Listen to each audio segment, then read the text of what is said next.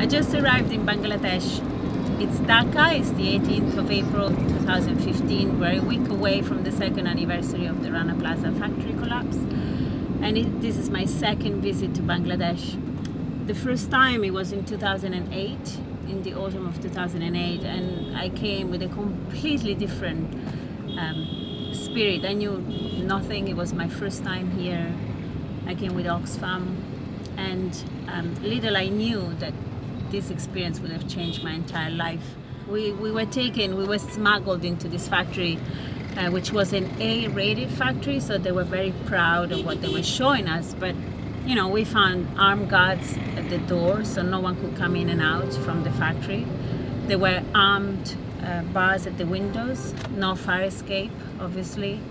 The floor was full of women who had to produce 100 pieces an hour. And these women had no rights, no right to of association. They didn't have sick leave. They had 2 toilet breaks a day. If their kid was ill and they couldn't come to work, they would have lost their job immediately. So it was completely shocking to link the clothes that I was wearing to these women who were making it so far away from where I was living. So when I came back, I thought, okay, we have to change that. These are things that you can't pretend you haven't seen. The situation is so complicated.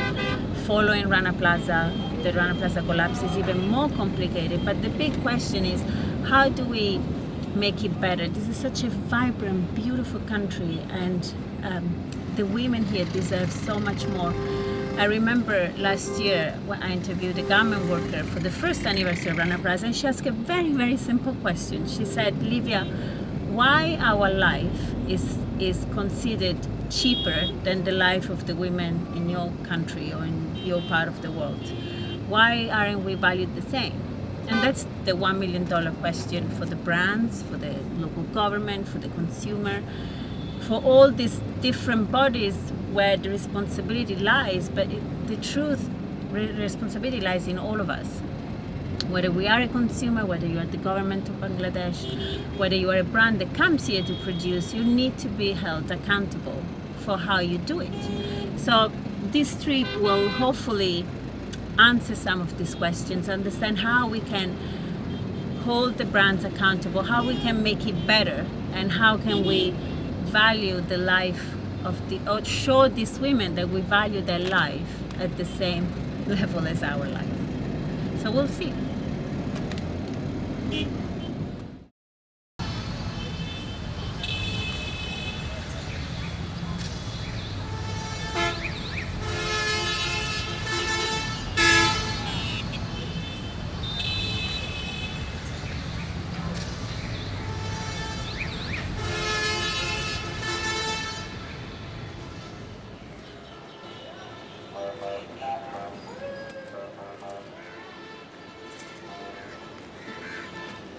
These lives have gone, but they still stay. It's the only thing that is left on the ground, right? It's the brands. They're still here. I wonder how much they're willing to change.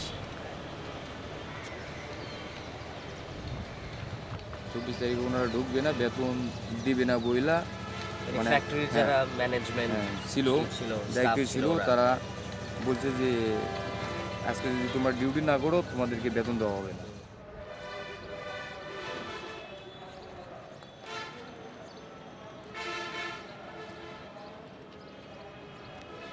Yes, after they found out the crack, the garment workers didn't want to go inside, so they actually, the management actually threatened them, used bad words, abusive words, and forced them to work on that day.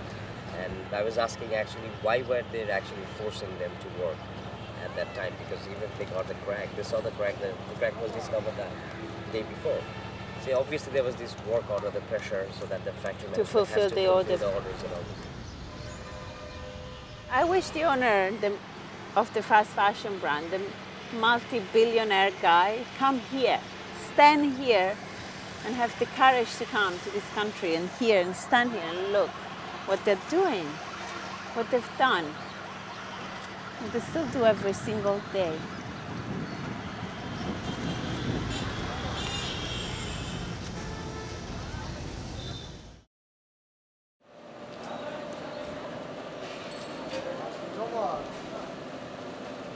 Actually, after the Rana Plaza collapse, you know, the situation and such a tragedy, and it's a big murder, and thousands workers has been sacrificed their life. So you call it murder? It wasn't murder. It's a murder because the previous night everybody knows the factory is not safe.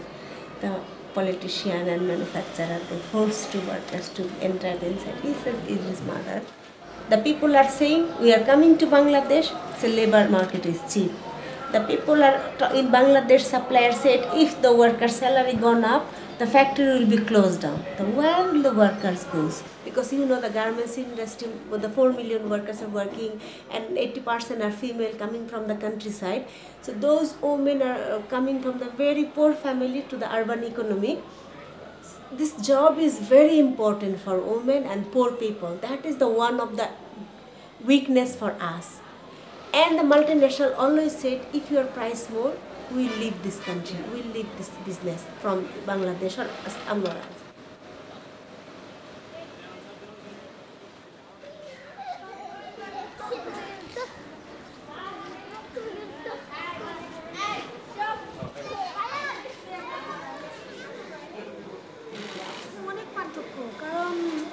ফ্যাক্টরিতে তো কাজ করলে মানে ঘন্টায় ধরেন আমি পারবো ইজিভাবে 50, সেইখানে আমার প্রোডাকশন দিকে 80, মানে 80 করতেই হবে, না করলে প্রত্যেক ঘন্টা মানে অ্যাডমিনে নিয়ে বকাবকি করে, হাজিরা কাইতে দিতে চায়, অনেক রকম সমস্যা, আবার টেন্ডারতে দিতে চায়, বকাবকি করে, মানে সব কিছুতেই আর কি অন্য অফিসের থেকে এই অফিস অনেক কথা, মানে এটা তো আমরা বাসার মতো করে কাজ করি।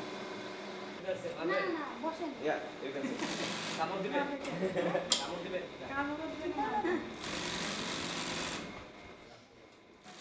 ইউরোপের একজন বায়ার যখন বাংলাদেশে আসে, আইসা সে আমারে পে করবে দুনিয়ার সবচাইতে লোয়েস্ট প্রাইস, এবং সে দাবি করবে তার যেটা ডিমান্ড দুনিয়ার সবচাইতে মানে সবচাইতে ভালো যে কনসেপ্ট আছে সেফটি কমপ্লায়েন্স, সে দাবি করবে কমপ্লায়েন্স। এটা একটা ইউরোপীয় কনসেপ্ট।